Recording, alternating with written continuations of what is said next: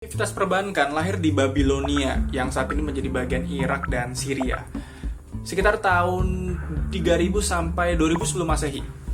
Praktek ini muncul karena adanya kuil-kuil dan istana yang menyediakan tempat untuk menyimpan barang-barang berharga. Waktu itu deposit-deposit yang diterima adalah biji-bijian, kemudian berkembang menjadi hewan ternak seperti logam-logam mulia, hasil pertanian. Fast forward, muncul cangkang kerang berbentuk seperti biji congklak sebagai alat tukar di Tiongkok pada tahun 1200 sebelum Masehi. Penggunaan cangkang kerang sebagai alat tukar menyebar ke beberapa wilayah karena orang Tiongkok menggunakan alat tukar ini ke beberapa negara. 200 tahun kemudian, orang-orang Tiongkok kemudian menggunakan pisau baja sebagai uang mereka. Bahkan mereka memulai untuk memproduksi kerang-kerang cangkang palsu yang bahannya terbuat dari besi.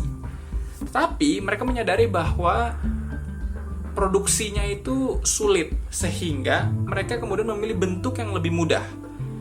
Bentuknya seperti pipih, bundar, dan ada lubang di tengahnya, sehingga dapat dikaitkan dengan benang dan dibawa ke pasar untuk berbelanja. Dan inilah koin besi pertama yang tercetak dalam sejarah. Lalu semakin banyak orang-orang yang berpergian lintas negara dan benua, gagasan atas uang sebagai alat tukar semakin tersebar. Kemudian pada tahun 600 sebelum Masehi, versi awal lainnya dari koin-koin besi ini ditemukan di Lydia, yang sekarang menjadi bagian dari Turki ya. Bedanya, bentuk koin ini tidak berlubang dan ada gambar dewa atau raja di salah satu sisinya. 50 tahun kemudian, bangsa Yunani dan Romawi mencetak koin versi mereka sendiri, namun menggunakan bahan perunggu. Bentuk uang kemudian berevolusi kembali pada tahun 218 sampai tahun 210 sebelum Masehi. Untuk mendanai perang Punisia kedua, penguasa Roma mengurangi berat dan kemudian dari koin-koin ini untuk mencetak lebih banyak uang. Dan kita tahu apa yang terjadi kalau misalnya semakin banyak uang beredar di masyarakat. Betul, nilai uang akan semakin menurun. Dan inilah salah satu inflasi pertama yang tercetak dalam sejarah. Beralih ke tahun 118 sebelum Masehi, Tiongkok menjadi negara pertama yang menggunakan uang kertas.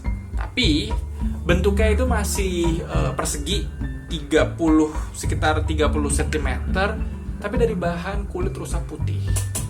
Nah, di sini masyarakat Tiongkok kemudian sadar bahwa nilai uang bergantung dari seberapa banyak uang itu beredar. Karena ketika lembaga keuangan ini membutuhkan lebih banyak uang, mereka cukup memproduksi uang tersebut dan membunuh lebih banyak rusa. Ini mendorong inflasi, sehingga popularitas dari koin emas dan perak kembali meningkat. Lalu evolusi dari bentuk uang dan kertas logam terus berlanjut sampai hari ini. Nah, kemudian sebetulnya kemunculan uang ini nih telah mengubah dunia ya. Uang ini nih mempengaruhi perilaku manusia. Nah, berikut 7 contohnya. Pertama, uang mendorong seseorang untuk berjelajah dan mencari kekayaan baru. Q. Christopher Columbus. Kemudian kedua, uang memudahkan perang untuk terjadi. Sebelumnya tuh untuk perang ya sama manusia itu tuh lebih sulit ya. Namun sekarang kita dapat membeli pasukan tentara untuk berperang. Ketiga, politik. Uang memudahkan untuk pemilihan politik. Di masyarakat tertentu, orang yang memiliki uang paling banyak, itu dia yang paling mudah untuk dipilih. Uang menghasilkan konsep untuk bersantai. Zaman dulu, konsep kemewahan itu belum ada. Namun, sekarang kita dapat membeli kemewahan untuk bersantai dan mengurangi pekerjaan kita. Kemudian selanjutnya, semakin banyak keluarga yang dapat membeli proses pemakaman yang mewah. Nisan-nisan dihiasi dengan emas, perak, gading, dan mereka kemudian menjadikan ini sebagai cara baru untuk menghormati mereka yang sudah meninggal. Q. Firaun. Nah, kemudian selanjutnya juga adalah nilai dari pekerjaan manusia menjadi terstandarisasi. Nilai perajin anyaman sekarang dapat dipandang berbeda nilainya dengan pedagang hasil pertanian. Dan kemudian terakhir, semua orang perlu belajar berhitung. Pola pikir baru ini kemudian menciptakan ekonom-ekonom pertama kita. Demikian sedikit sejarah uang dan pengaruhnya. Sampai jumpa di episode Off-Road berikutnya.